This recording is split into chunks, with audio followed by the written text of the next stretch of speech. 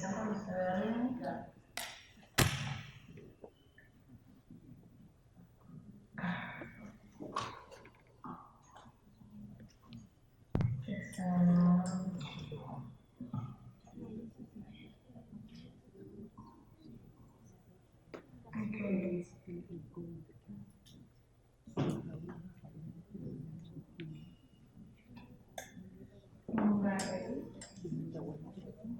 Me avisan. Sí, perfecto. Me imagino que queda congelado, ¿no? Vale, bueno, perfecto. Nada, me avisan cuando comienzo. Que no me puedo abrir. La puedes empezar. Estamos escuchando. Perfecto. Vale, perfecto. Bueno, genial. Bueno, buenas tardes a todos. Mi nombre es Sofía Rodríguez, soy embajadora de Nutribuet con sede en Madrid. Y bueno, ante todo, por supuesto, quería agradecer a Laboratorios Biomed por la invitación, especialmente a Lara Puy porque su apoyo, sin su fuerza, sin su ánimo, nada de esto pudiera estar sucediendo, especialmente yo tener la oportunidad de estar dando esta conferencia de forma online a todos ustedes. Y bueno, es que hoy, gracias a la tecnología, tenemos a nuestro alcance muchas oportunidades, entre ellas son los estudios genéticos que nos han mencionado a lo largo de la jornada del día de hoy. Y de lo que vamos a estar hablando un poquito más en nuestra presentación, de lo que les vamos a ofrecer, que se trata acerca de la nutrición, la epigenética y medicación. Antes de continuar, sí me gustaría saber si todos me están escuchando bien.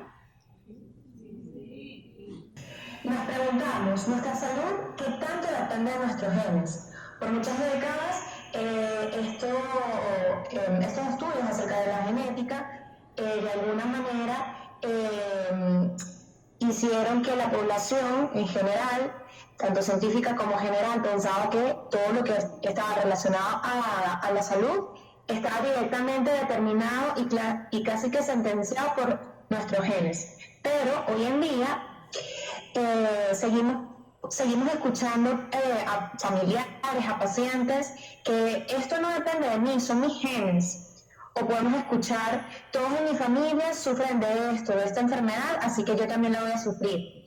O podemos también escuchar, es culpa de mi herencia. Todos estos comentarios hacen referencia a esto, ¿no? De creer que tal vez estos genes me determinan y que yo no puedo hacer nada al respecto. Pero ya sabemos que no es así, porque la predisposición genética puede o no dispararse y esto va a depender realmente de cómo vivimos. Esta idea de que mis genes se van a expresar o no en relación a cómo vivimos es lo que nos invita o lo que hace referencia a los estudios de la epigenética, que básicamente se tratan acerca de los estudios, de los mecanismos que regulan la forma de expresión de la carga genética, pero es una forma de expresión en la que no ocurre una modificación en la secuencia del ADN. Entonces vamos a estar hablando un poquito más al respecto y yo sé que ya muchísimos saben acerca de este tema.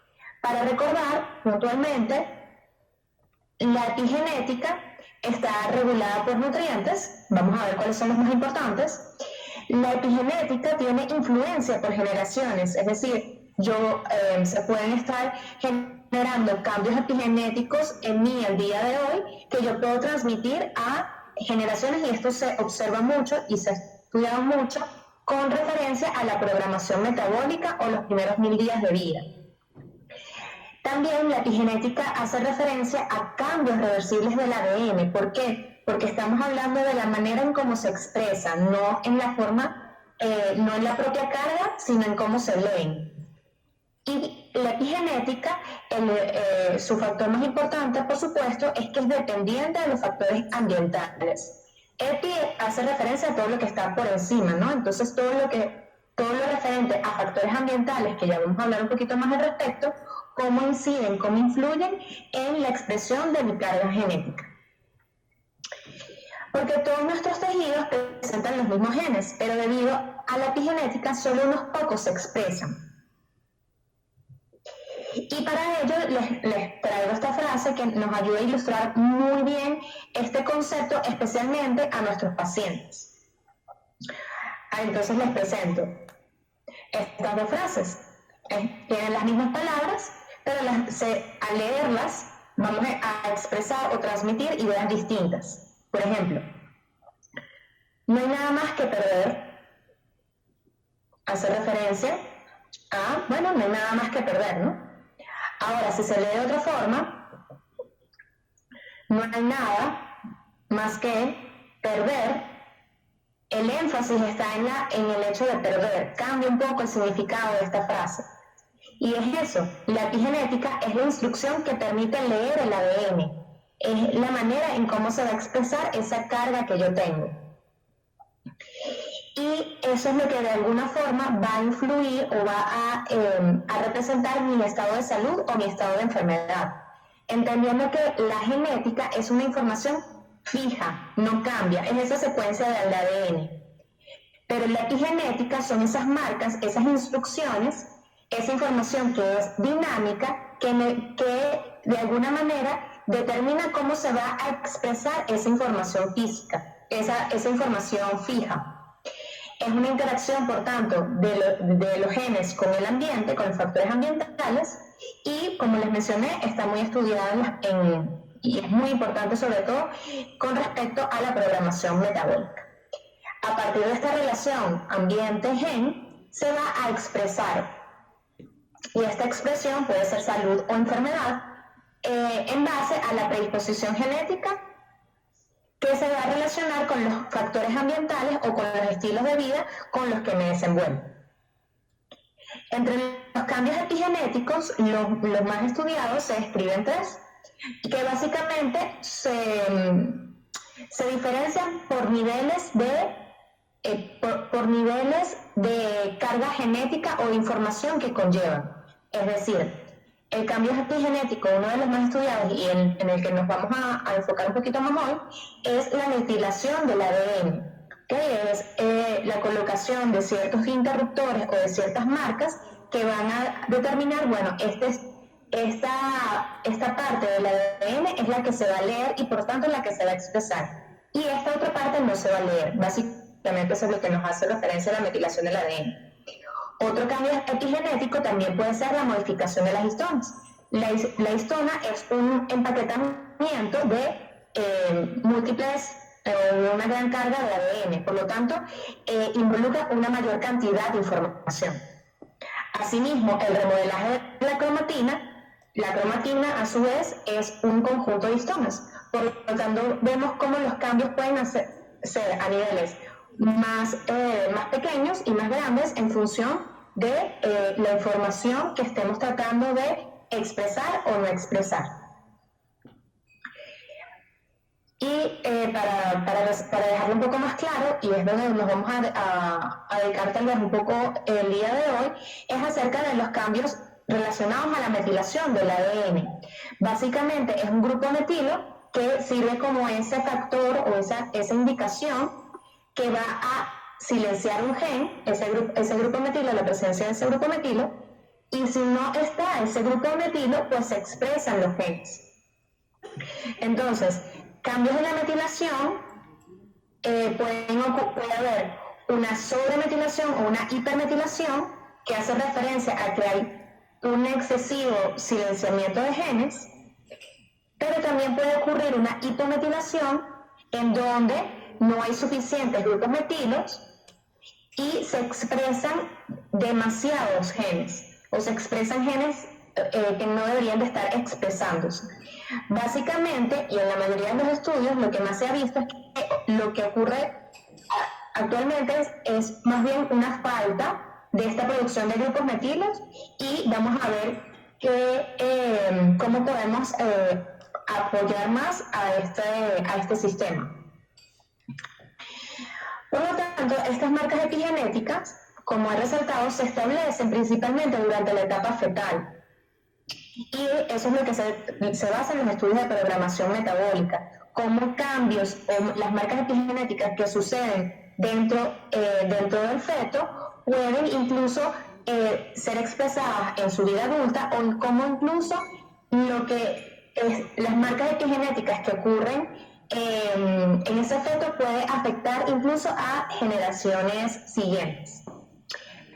También las marcas epigenéticas hay que tomar en cuenta que factores ambientales a lo largo de la vida pueden alterarlas, porque recordando que la epigenética es una relación dinámica. Por lo tanto, estos cambios de las marcas epigenéticas, que nos estamos concentrando en los cambios de metilación, porque hay otro tipo de cambios epigenéticos como acetilación, por ejemplo, pero nos vamos a concentrar en metilación, pueden traer consecuencias tanto positivas o negativas en la salud. Y las marcas epigenéticas también hay que recordar que pueden variar según el tipo de tejido o células, y eso es lo que hacía referencia a la frase anterior. Básicamente, como sabemos, todas las células de mi cuerpo tienen la misma carga genética, tienen la misma información de ADN, pero por supuesto, no todas expresan lo mismo porque las necesidades son diferentes. Las necesidades de desarrollo de un ojo son distintas a las necesidades de desarrollo de un corazón, y por lo tanto van a expresar información genética distinta. Las marcas epigenéticas también pueden variar según la etapa de crecimiento.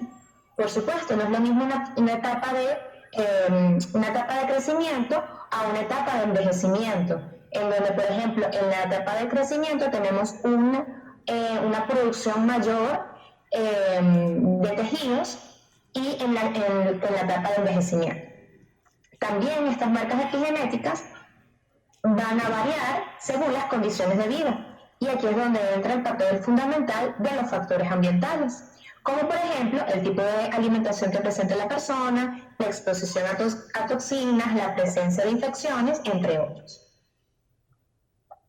Por ello es que hoy en día la epigenética o las alteraciones relacionadas a cambios epigenéticos se relacionan no solamente a alteraciones del tubo neural, como por ejemplo el labio leporino o espina bífida, que eran manifestaciones muy conocidas y de las más reconocidas de los cambios que suceden por problemas en la metilación, sino que hoy en día cambios o alteraciones epigenéticas se relacionan con enfermedades crónicas como la diabetes tipo 2, enfermedades metabólicas como la hipertensión, también el cáncer, enfermedades neurodegenerativas, e incluso se relaciona con la presencia de obesidad infantil y con trastornos dentro del espectro autista.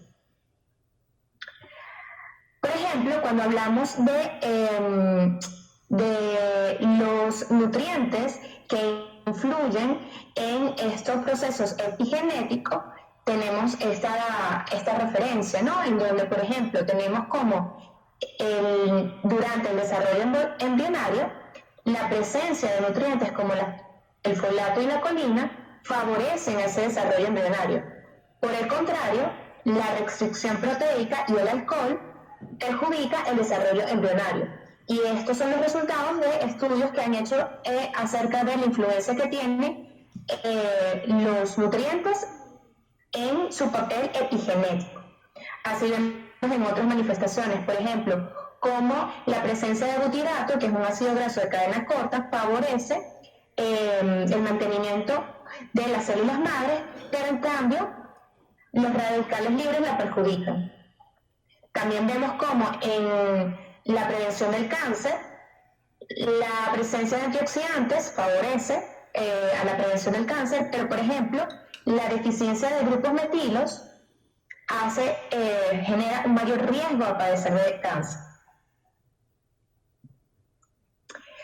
Y por ello decimos que la epigenética está altamente regulada por nutrientes, especialmente el folato, la colina, pero otros nutrientes que van a ser ayudantes o cofactores o colaboradores, como pueden ser la vitamina B6, la vitamina B12, la mayoría de todas las vitaminas del complejo B, pero también podemos encontrar otro tipo de minerales, por ejemplo el zinc, también interviene el magnesio. Todos estos nutrientes son esenciales para que se produzcan estos grupos metilos que serán utilizados para que ocurra una adecuada expresión genética y se pueda mantener, digamos, una expresión genética sana, porque estoy teniendo los ingredientes que se necesitan para que esa replicación celular o esa replicación del ADN se dé a cabo de la manera en que se necesita el cuerpo. Por el contrario, vemos que se han descrito antinutrientes que tienen implicación epigenética, es decir, que la presencia de estos antinutrientes pueden perturbar los procesos epigenéticos. Esto se ha comprobado, por ejemplo, con los metales pesados, por ejemplo, el mercurio y el aluminio, que son los más estudiados, conocidos a nivel científico y también por el público en general. La presencia de otros antinutrientes como el arsénico y el alcohol.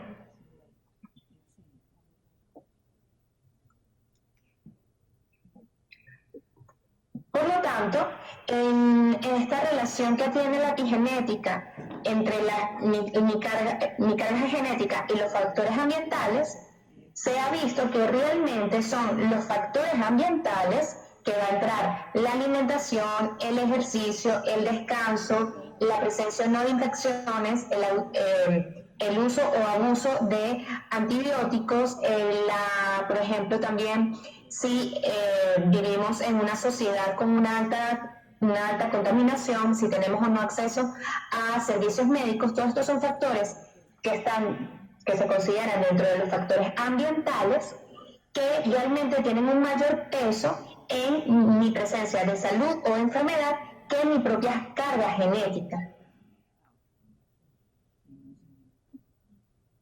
Y de estos factores ambientales, por supuesto que nuestra alimentación es el factor más importante, porque no solamente de los alimentos voy a obtener los nutrientes que yo necesito para trabajar en mi día a día, sino aparte yo voy a tener los nutrientes que mi cuerpo necesita para poder mantener la producción celular, para poder mantener esa replicación de la carga genética de la manera que es necesario para mantener un buen estado de salud.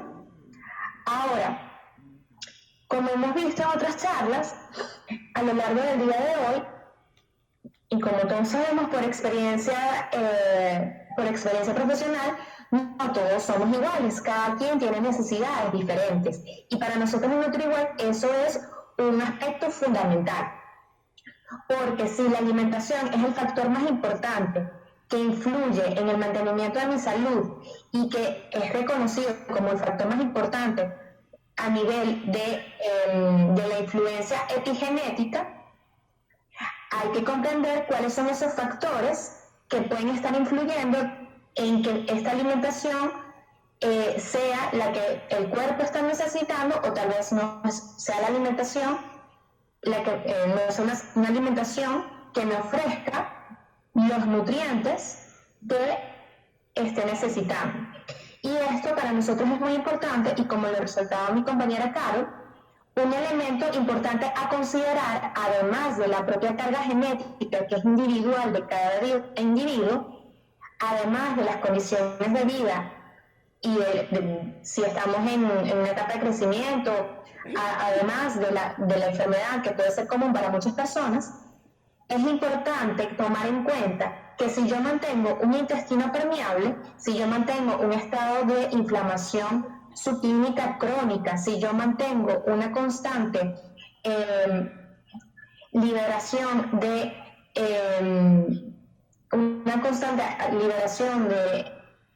promotores inflamatorios que generan aún más daño a nivel intestinal, esto hace que mi intestino sea incapaz de degradar adecuadamente los alimentos y por lo tanto no puede obtener todos los nutrientes que está necesitando. Además, si yo le ofrezco alimentos que vea como enemigo, que no pueda digerir, realmente no puede aprovechar los nutrientes que tiene ese alimento. Y otro aspecto a considerar es que un estado de inflamación, por supuesto que es un estado que secuestra, por decirlo de alguna manera, nutrientes, en donde el cuerpo va a orientar los nutrientes que está recibiendo para defenderse y no para mantener otros otros mecanismos o para el mantenimiento de otro tipo de áreas de mi cuerpo. Y eso es lo que al final se refleja en un detrimento de mi salud. Para complementar todo esto, para profundizar aún más en la relación que tiene la alimentación, la nutrición con la epigenética, se ha visto que hay dos vertientes de estudios epigenéticos relacionados con la nutrición. Uno de ellos son del tipo nutrigenómica y otros son del tipo nutrigenética. Vamos a adentrarnos un poquito más en los dos. La nutrigenómica son los estudios que buscan reconocer o estudiar la influencia que tiene nuestra alimentación en la manifestación de genes. Es decir, lo que comemos y la manera en la que comemos le indica a mi cuerpo y le indica, por tanto, a la manera cómo se deben de expresar mis genes. Es decir, lo que yo como al día de hoy realmente puede modificar cómo se pueden expresar mis genes, y por eso hace referencia del dinamismo de la epigenética, del dinamismo constante entre mis factores ambientales y mi propia carga genética. Por ejemplo, un estudio muy sencillo realizó una evaluación sobre las diferencias metabólicas y de transcripción genética tras el consumo de dos tipos de desayuno: un desayuno alto en carbohidratos versus un desayuno alto en proteínas. Este estudio trajo como conclusiones que realmente, dependiendo del tipo de nutriente o del tipo sí, básicamente la carga de nutrientes va a darle instrucciones diferentes a mi cuerpo, y estas instrucciones a su vez van a hacer que se expresen o no ciertos genes. Por ejemplo, se vio que tras el consumo de desayunos altos en proteínas se manifestaban o se expresaban más genes asociados a la saciedad y con una menos expresión de genes asociados, por ejemplo, a la grelina. Entonces vemos cómo realmente lo que como al día de hoy tiene una influencia en lo que mi cuerpo va a expresar, y es una forma muy importante de establecer o de reconocer ese dinamismo. La mayoría de los estudios epigenéticos básicamente se basan en estudios de nutrigenómica, evaluando la influencia de la alimentación que tenemos y la expresión de nuestros genes. Por otro lado, está la nutrigenética, que estos son estudios que evalúan la influencia que tiene mi carga genética en cómo yo utilizo los nutrientes. Es decir, si la nutrigenómica es de afuera para adentro, es decir, lo que como y cómo influye en mis genes, la nutrigenética, por el contrario, es cómo mis genes van a determinar cómo yo aprovecho lo que estoy comiendo. Y este tipo de estudios, lo de nutrigenética, se pueden estudiar o se pueden conocer gracias a muchos estudios genéticos, valga la redundancia, que existen a la mano el día de hoy. Y son en estudios basados en nutrigenética lo que nos vamos a concentrar en esta presentación. Dentro de estos estudios de la nutrigenética se ha dado, dentro de los estudios de las variantes genéticas, uno de los aspectos más importantes que se ha destacado son las variaciones del tipo SNP. ¿Y qué es un SNP? Es un polimorfismo asociado a un solo nucleótido, en donde las variaciones de un gen que se basan en una sola letra, en un solo nucleótido, pueden representar grandes cambios en cómo la persona va a procesar o no algún nutriente. Estos SNPs o variantes se desarrollan también en relación a las necesidades ambientales que ha presentado una generación de personas, porque estas variantes se han desarrollado a lo largo de cientos de años y por lo tanto también son heredables. Por ejemplo, una de las variantes tipo SNP más estudiadas y más conocidas es la de el MTHFR, especialmente, o el subtipo 677T, que es la metil-tetrahidrofolato reductasa. Para la mayoría de la población, o aquellos que no tienen la variante, esta enzima o este gen codifica una enzima que es capaz de trabajar a su 100%. Pero cuando la variante, o cuando una persona tiene la variante heterocigota, trabaja nada más a una capacidad de un 70%. Pero si la persona tiene una variante homocigota, solamente trabaja a una capacidad del 30%. Esta es una enzima que se relaciona mucho con el ciclo de metilación, que es el que vamos a desarrollar un poquito más, y vemos cómo solamente con un cambio del nucleótido, es decir, con el cambio de una sola letra, puede representar grandes cambios a procesos metabólicos muy importantes, como lo vamos a conocer a continuación. Este es un tipo de variante que se da a conocer especialmente dentro del ámbito de estudio de los trastornos del espectro autista, y es gracias a estas variantes genéticas que nosotros en NutriWide nos acercamos y nos hemos preparado en conocer un poco más acerca de este ciclo de metilación y de aprovechar los recursos de este tipo de estudios. También es importante señalar que esas variaciones del tipo SNP, que son una sola letra, vemos cómo realmente son, pudiera decirse, insignificantes a todo lo que representa una información genética de una persona. Y por lo tanto se deben de referir como variantes, nunca como mutaciones, a pesar de que referencias viejas lo describen de esa manera, pero realmente es una variante, y una variante muy puntual, pero que tiene la capacidad de influir de maneras muy importantes en la vida de un individuo. Por lo tanto, hasta ahora, y para resaltar, nos queda claro que la epigenética regula la expresión del ADN, ocurre constantemente en todas las células, se basa básicamente en la producción de proteínas y de enzimas, y para que ocurran estos cambios o para que ocurran estas marcas epigenéticas se necesitan de grupos metilo. Ahora, ¿quién produce estos grupos metilos? El ciclo de metilación que vamos a conocer, que es la unión de diversas rutas metabólicas y que tiene múltiples funciones para el organismo. No solamente producir grupos metilos, sino que también los dona para que ocurra la replicación genética de forma adecuada. Pero estas rutas metabólicas también se relacionan con la producción de ciertos neurotransmisores, también se relacionan con la producción de glutatión, y va a ser altamente dependiente, por supuesto, de las vitaminas del complejo B, colina y de otros nutrientes, y empezamos a ver la correlación que tiene este ciclo de metilación con los nutrientes que se necesitan para mantener, para que ocurran los cambios epigenéticos o para que ocurran las marcas epigenéticas de una forma adecuada o saludable para las personas.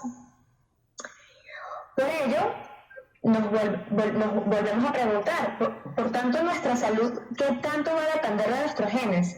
Es verdad que nuestros genes nos dan una información, pero ya sabemos que los factores ambientales, la manera en cómo yo vivo y especialmente la manera en la que yo como, mientras esté basada en inmunonutrición, vamos a poder ofrecer a mi cuerpo la información y los ingredientes que necesita para trabajar dentro de un estado de salud, para mantener un estado de bienestar. Por ello, en nuestro protocolo de nutrición, que se basa en las 3 R de remover estas cargas inflamatorias, reponer con alimentos y muchas veces también con suplementos que ayuden a esa persona a recuperar estados de deficiencia, para recuperar estados de inflamación, para recuperar estados alterados de salud, y así poder lograr el estado de salud que están buscando. Y eso nos permite personalizar el abordaje nutricional de cada individuo, en donde dentro de varias evaluaciones que utilizamos para el abordaje de nuestros pacientes, que muy bien hemos visto también en charlas anteriores del día de hoy, vamos a concentrarnos en las evaluaciones del tipo genéticas, y es la que las que queremos transmitirles el día de hoy en esta presentación. ¿Cuáles son los beneficios de los exámenes genéticos? Por supuesto, nos brindan una información de las variaciones genéticas individuales, por lo tanto, me permite personalizar el tratamiento de la persona desde el punto nutricional, desde el punto de vista nutricional, pero por supuesto también médico y en general de estilos de vida. También los estudios genéticos permiten saber qué rutas metabólicas necesitan más seguimiento o más apoyo, es decir, reconocer las vulnerabilidades propias de cada quien. Y a su vez, esto también nos ayuda a determinar qué tipo de influencias ambientales influyen más en la salud de este individuo y cómo podemos hacer para manejarlas o mejorarlas. Recordando que toda esta información lo que busca es transmitirle, no solamente a profesionales como ustedes que están asistiendo a esta charla, a estos congresos, para aprender y desarrollarse y capacitarse más como profesionales, sino nos invita o nos da las herramientas para ofrecerle a nuestros pacientes esta oportunidad para no quedarse con esa sentencia, esas frases que hablábamos al principio, sino tener las herramientas que necesitan para realmente potenciar sus genes, para sacarle provecho a esa información genética que tenemos, porque sabemos que los factores ambientales y especialmente la alimentación van a hacer la gran diferencia, más allá de la carga genética. Ahora, uno de los estudios o una área dentro de los estudios genéticos en donde hemos tenido lo que hemos utilizado para mejorar y personalizar más el abordaje a nuestros pacientes, porque se relaciona altamente con factores nutricionales, es este ciclo de la metilación, que a lo mejor lo han visto antes, y que vamos a tratar de señalar los aspectos más importantes el día de hoy. Básicamente, este ciclo de metilación, como he mencionado, es una serie de rutas metabólicas que se relacionan entre sí como si fueran los circuitos de un reloj, y que van a depender uno con el otro, pero para empezar por algún lado, vamos a empezar por el punto que se relaciona más con la producción de las marcas epigenéticas que hemos hablado el día de hoy, que nos hemos concentrado el día de hoy. Entonces, ¿quién es el donador principal de grupos metilos para el ADN para que ocurra esta replicación celular o esta replicación genética de la manera adecuada? Es el SAMI, que es el S-adenosylmetionina. Este SAMI se produce a partir del aminoácido metionina, gracias a la enzima MAP, y su cofactor es magnesio. Este SAMI dona su grupo metilo a la producción del ADN o de la replicación del ADN, y es gracias a obtener suficiente SAMI que se puede dar las marcas epigenéticas de forma adecuada. Además de ello, el SAMI no solamente dona su grupo metilo para la síntesis o replicación del ADN, sino también para la producción o síntesis de creatina. Entonces, y por lo tanto, vemos cómo este ciclo de metilación no solamente se relaciona con el aspecto más epigenético o con el aspecto más de carga genética, sino también se relaciona con otros procesos de mantenimiento de mi cuerpo. Cuando hay una baja producción o cuando hay procesos que favorecen una hipometilación o un déficit en la producción de grupos metilo, no solamente van a haber alteraciones de las marcas epigenéticas, sino también va a haber una disminución en la producción de creatina. Y por eso es que vemos individuos que tienen una tendencia a hipometilar o a producir poca cantidad de grupos metilos, que también tienen un bajo tono muscular. Eso es una característica que se aprecia, por ejemplo, en aquellos pacientes dentro del trastorno del espectro autista que tengan variantes de este ciclo que generen una baja producción de grupos metilo. Ya una vez que el SAMI ha donado este grupo metilo, el segundo paso o lo que sucede es que se convierte en S-adenosilo-homocisteína. Después se convierte en homocisteína y este proceso es reversible. Entonces, recordando que aquí la homocisteína va a ser un punto de estudio muy importante en el que podemos evaluar con marcadores muy sencillos a nivel sérico. Podemos conocer los niveles de homocisteína de un individuo y podemos ver cómo se está comportando actualmente ese ciclo de metilación. Porque si vemos una homocisteína muy elevada, ya podemos inferir que está faltando nutrientes para que se reutilice. Si vemos que hay una homocisteína muy baja, lo que nos puede estar dando de referencia es que está faltando nutrientes, especialmente en este caso aminoácidos, para que se pueda producir de la forma adecuada. Entonces vemos cómo la homocisteína puede ser un indicador no solamente de riesgo cardiovascular, sino también que se relaciona con el funcionamiento del ciclo de metilación. Entonces vemos cómo la metionina permite la formación de SAMI. SAMI a su vez va a donar el grupo metilo y una vez que el SAMI ya ha donado su grupo metilo se va a convertir en homocisteína. Ahora, esta homocisteína, como les refería,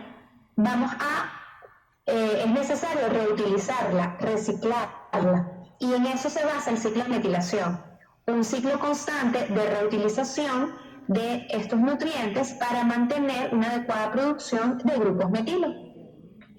La reconversión o la utilización de la homocisteína para volverla a convertir en metionina va a depender de dos rutas, una que depende del folato, del metilfolato, y otra que depende de la betaína o de la colina, recordando que ambos nutrientes son esenciales para que se lleven a cabo las marcas epigenéticas y son esenciales porque son esenciales para este ciclo. Por otro lado, la homocisteína también se va a utilizar en la producción de glutatión. Por lo tanto, el mantenimiento de este ciclo de metilación también va a tener relación con todos estos procesos de defensa del organismo que están mediados por el glutatión. Este reciclaje de la homocisteína, como les hacía referencia, digamos que tiene dos rutas. La ruta principal es la dependiente de folato y es donde se relaciona el ciclo de la metionina o el ciclo de metilación con el ciclo del folato. Y aquí es donde entra el papel de este SNP, esta variante genética que les hacía referencia anteriormente, que es el NTHFR. El NTHFR va a donar este metilfolato a una enzima que, utilizando a su vez la metilcobalamina, va a permitir el reciclaje de la homocisteína para convertirla de nuevo en metionina, y esta a su vez va a comenzar este ciclo de metilación como vimos anteriormente. La ruta secundaria del reciclaje de la homocisteína es la ruta dependiente de betaína, que es un derivado o un subproducto dentro de los metabolismos de la colina y que a su vez va a necesitar otro tipo de cofactores, por ejemplo el zinc. La homocisteína, cuando no se recicla, puede pasar a una ruta de transsulfuración, que sería la ruta del glutatión, que como sabemos es el principal antioxidante del organismo y que en este caso vamos a necesitar otro tipo de cofactor, por ejemplo la B6. Entonces vemos cómo estos nutrientes que se asocian o que tienen un alto papel epigenético tienen este principal papel epigenético porque son esenciales en este ciclo de metilación. Vamos a traer esta teoría a un aspecto práctico. Aquí tenemos el resultado de un perfil genético del ciclo de metilación de una paciente femenina de 60 años de edad que cursa con enfermedades como hipertensión, hipotiroidismo, rosácea y además tiene un historial de depresión en tratamiento farmacológico. En este caso vemos cómo es una paciente que tiene ciertas variantes heterocigotas y homocigotas de diversos genes que codifican enzimas que van a intervenir en el ciclo de metilación.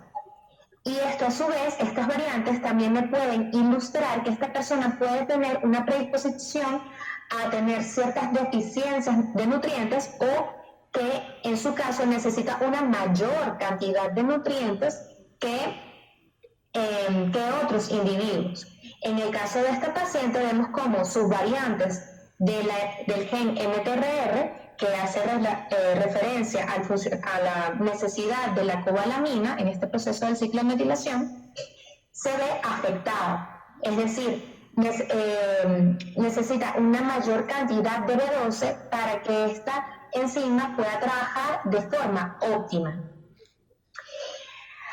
Por otro lado, y ahorita lo vamos a ver contrastando con un examen de niveles de vitaminas y minerales en sangre.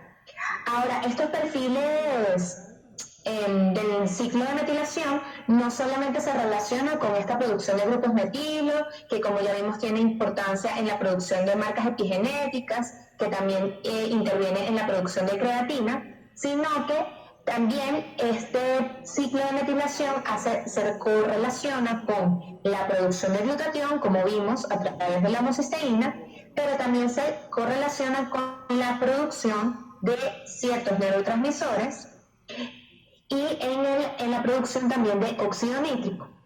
Vemos cómo esta paciente tiene una variante genética que habla una predisposición a producir menor cantidad de óxido nítrico, que menor cantidad de óxido nítrico, este tipo de tendencia, se puede asociar a mayor vulnerabilidad de hipertensión.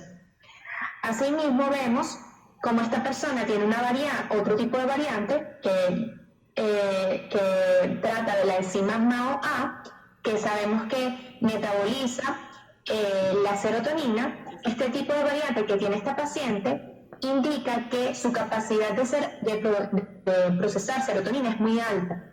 Por lo tanto, se asocia a deficiencia de serotonina y se puede correlacionar, es un factor, por supuesto, esto es un factor dentro de muchos factores que se asocian a la expresión de algún trastorno o alguna enfermedad, pero vemos cómo la predisposición genética sí influye y sí se correlaciona y sí me indica que a través de el ofrecimiento de nutrientes adecuados a la persona y que sean pertinentes a su variante genética, vamos a poder darle un mayor sentido de equilibrio o vamos a poder permitir que estas rutas o estas enzimas que a lo mejor trabajen de una manera más lenta, más deficiente, puedan trabajar al ritmo que se necesita para mantener un estado óptimo de salud.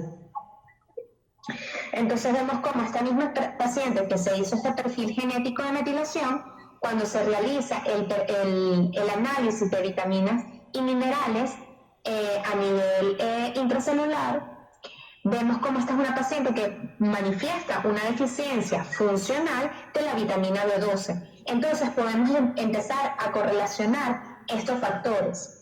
De nuevo, una correlación, de nuevo, es una información muy útil para contextualizar aún más el cuadro del paciente, y como hemos visto, tampoco es una sentencia, pero sí es una información muy útil que me permite conocer aún más cuáles son las vulnerabilidades de este paciente, cómo lo puedo ayudar para que pueda tener el mejor estado de salud posible. Y es gracias a este tipo de estudios que se ha dado a conocer cómo hay personas que, por ejemplo, si volvemos atrás, si tienen esta variante de la MTHFR, son otras variantes relacionadas al ciclo del folato. El uso de suplementos que tengan ácido fólico realmente van en detrimento de este tipo de variantes. Es decir, hay personas que su predisposición genética hace referencia a que les cuesta mucho sacar provecho del folato que se tiene en ese ácido fólico. Por lo tanto, más bien genera una mayor deficiencia. Por eso es que hoy en día la mayoría de los suplementos se están orientando a que contengan folinic acid, o la variante más pura, que es el 5-MTHF, que es ese folato bien muy puro o muy bioactivo que va a ser utilizado en este ciclo de metilación. Por lo tanto, y a modo de retomar la conversación anterior, vemos cómo los estudios epigenéticos nos han permitido conocer aún más el valor que tiene la nutrición en nuestra salud y cómo estos cambios epigenéticos se evidencian en diferentes trastornos y enfermedades.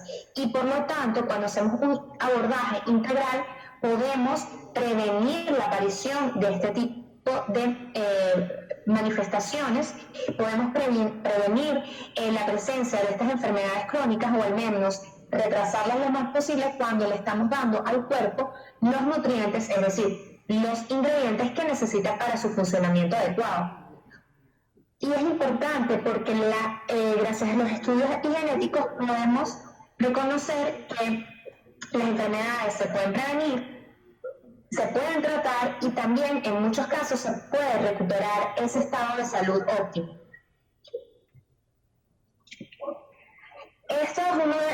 El ciclo de metilación es un ciclo muy complejo que espero haberles transmitido de una manera muy puntual y sencilla, pero pertinente a ustedes, el valor que tiene conocer este ciclo de metilación en nuestros pacientes.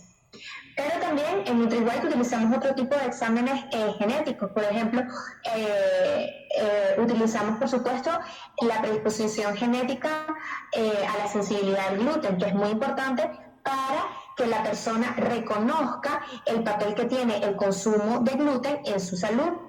También utilizamos otro tipo de análisis. Por ejemplo, este es uno de los estudios de sensibilidad genética al gluten, en donde no solamente se evalúan las variantes tradicionales de HLA, DQ2 y DQ8, sino otras variantes como la DQ3 y DQ1.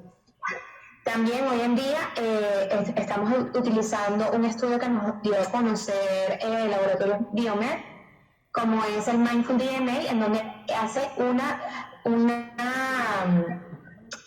evaluación de genes que realmente están validados por diversos estudios que tienen impacto en mi salud, porque hay mucha información de mis genes, pero no todos están validados. Los que hemos tratado de transmitir el día de hoy, todos tienen diversos estudios científicos que respaldan que las variantes genéticas tienen esas implicaciones y que nos permite aún más conocer a nuestros pacientes y ofrecerles el abordaje, y en nuestro caso un abordaje basado en inmunonutrición que necesitan. Porque realmente nosotros compartimos el 99,9% de nuestro ADN, pero solamente en ese 0,1% podemos encontrar tantas diferencias, y asimismo en ese pequeño porcentaje podemos encontrar tantas oportunidades para ofrecerle a nuestros pacientes el mejor abordaje para su salud.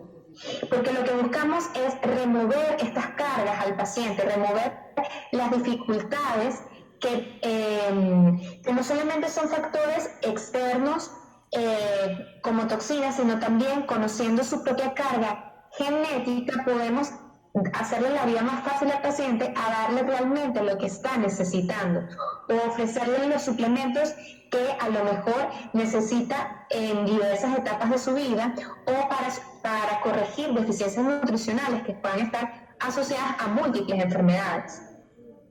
Y por ello trabajamos con este protocolo que para nosotros es básico para nuestro abordaje, en donde vamos a remover estas cargas de inflamación, en donde vamos a remover los aspectos que puedan perjudicar o que puedan influir de forma negativa en la salud de mis individuos, que pueden ser cosas como suplementos, tal vez suplementos que no sean pertinentes, alimentos que sean inflamatorios. Todo eso forman parte del abordaje que nosotros tomamos en consideración al tratar a nuestros pacientes. Vamos a reponer realmente con una alimentación que necesite, vamos a reponer realmente con los suplementos en la dosis, en la presentación que sean eficientes para cada individuo, y así podremos recuperar su estado de salud. Porque por cada droga o medicamento que puede beneficiar al paciente, realmente existe una sustancia natural que puede producir el mismo efecto. Para nosotros esto es esencial porque trabajamos con lo más importante que se le puede ofrecer a una persona, que es los alimentos que consumen. Porque tener o mantener un buen estado de salud, más allá de nuestros genes, realmente depende de nuestras elecciones, depende de nuestro estilo de vida, depende de cómo nos manejemos, incluso a nuestras propias predisposiciones genéticas. Por eso decimos que somos lo que comemos, y como ha transmitido mi compañera Carol, más allá de ser lo que comemos, somos lo que digerimos, somos lo que tenemos la capacidad de absorber. Y bueno, eso es todo. Muchísimas gracias por su atención.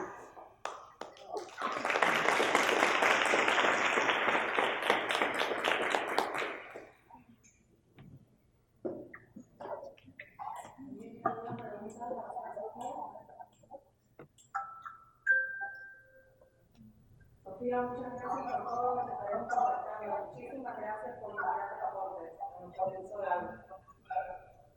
Gracias a ustedes, y que sigan aprovechando toda la información increíblemente valiosa y vanguardista que están ofreciendo en este congreso. Muchísimas gracias de nuevo por la invitación.